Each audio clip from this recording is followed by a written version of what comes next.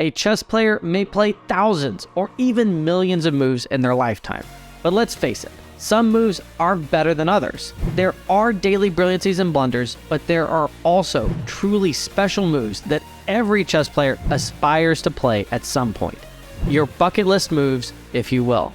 Some are extremely difficult to engineer without your opponent's help, while some, though rare, are almost certain to cross your path if you play chess long enough. In any case, without further ado, here are 10 chess moves that you have to play in your lifetime. Smothered Mate is the classic chess combination that blows every chess player's mind on the first encounter. The idea of sacrificing the almighty queen simply to block one square approaches the miraculous when you've never seen it before. While beautiful, Smothered Mate is not that uncommon, and you will encounter it if you play enough games and have a sharp eye. Here, for example, is the popular streamer LulaRobs checking Smothered Mate off of her bucket list after less than a year of play.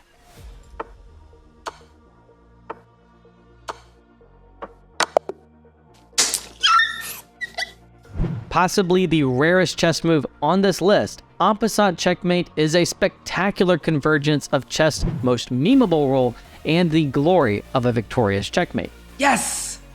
En passant, there we go. Every so often you'll see a great en passant checkmate going viral, but no en passant checkmate can rival the masterpiece recently engineered by Norwegian Grandmaster Jon Ludvig Hammer against his childhood friend and the greatest chess player of all time, Magnus Carlsen.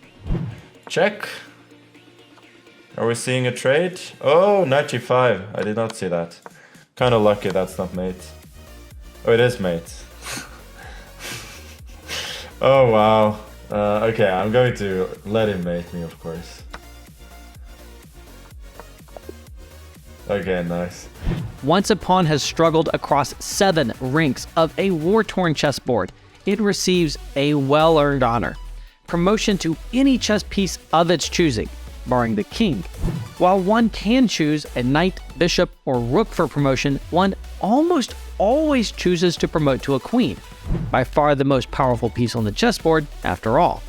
Still, there are special cases, like the famous Saavedra study, where one promotes to a rook to avoid stalemate, or my personal favorite study of all time by Diller, where one promotes to a bishop, also to avoid stalemate.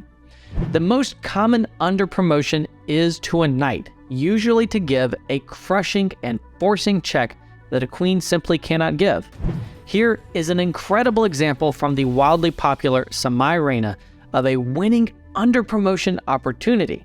You just have to remember to hold Alt to turn off Auto Queen.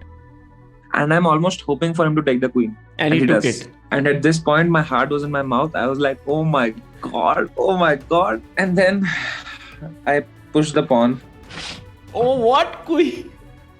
I had auto queen on, man. And Honestly, any stalemate trap is worth having on your bucket list.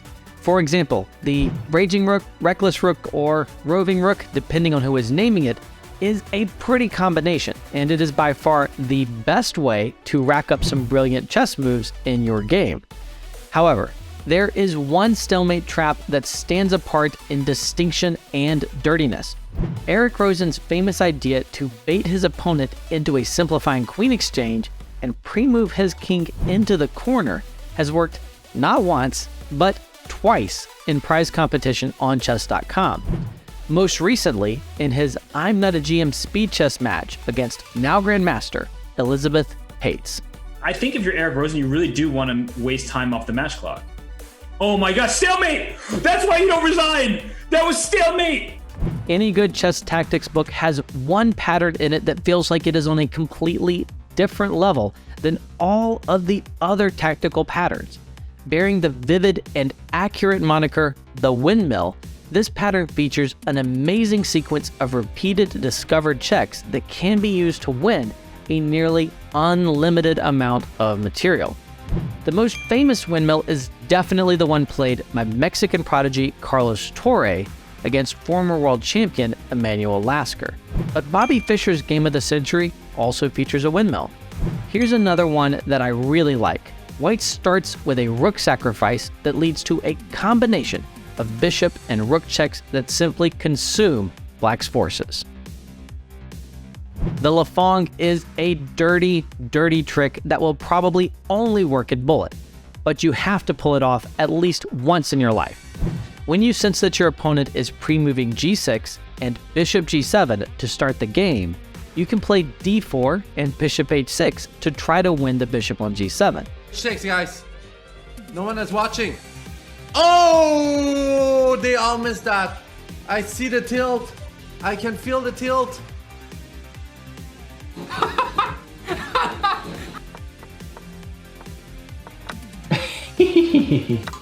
It is a high risk and high reward strategy because you are hanging your own bishop if you don't catch them in a pre-move.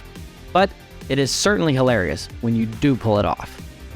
Like one of my friends, Asios, he made a bot. The report chart was partly based on hyperbullet games, so then you could see a lot of the Lefongs and queen c2 takes h7 and so on. So the bishop and knight checkmate may have the highest difficulty on this list. Even Hikaru struggled to execute it in a recent tournament. He might not do that. He might not be able to do it. He's down to 25. Oh, he had to go bishop b3. And he needs to get this way. Yeah. He's going. Hikaru with a draw offer. He didn't do it. Probably motivating every other top player to brush up on the pattern. In a different recent event, Danya Naroditsky showcased his mastery of this theme.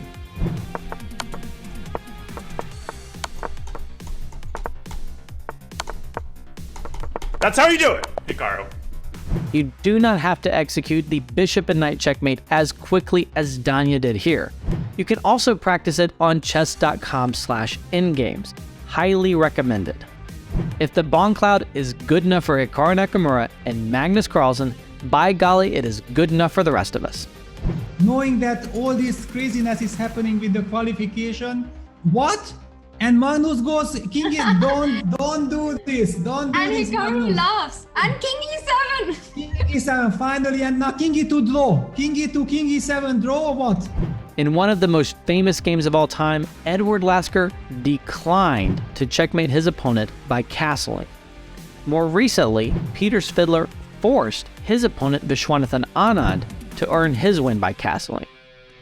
I played king f7, and before he could react, I looked up and said, Bishop, please castle. He was somewhat surprised, and then he smiled and did castle.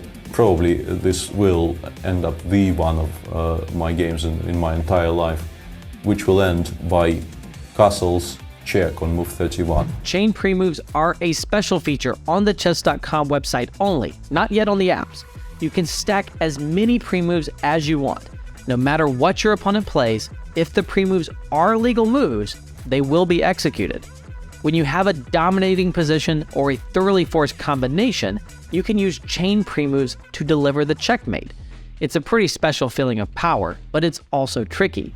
Here's an example of it almost being perfectly executed by Ludwig in a famous PogChamps moment. He's trying to, no, don't pre-move that. That is a, sometimes, oh my God, he could actually stalemate. No, this is really, really bad.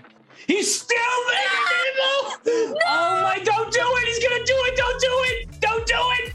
Oh my!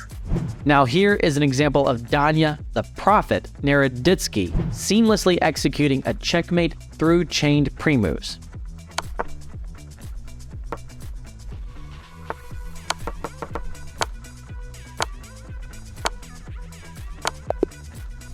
Okay. There you have it. 10 chess moves that you have got to play in your lifetime. Personally, I've done 6 out of 10 of these so far.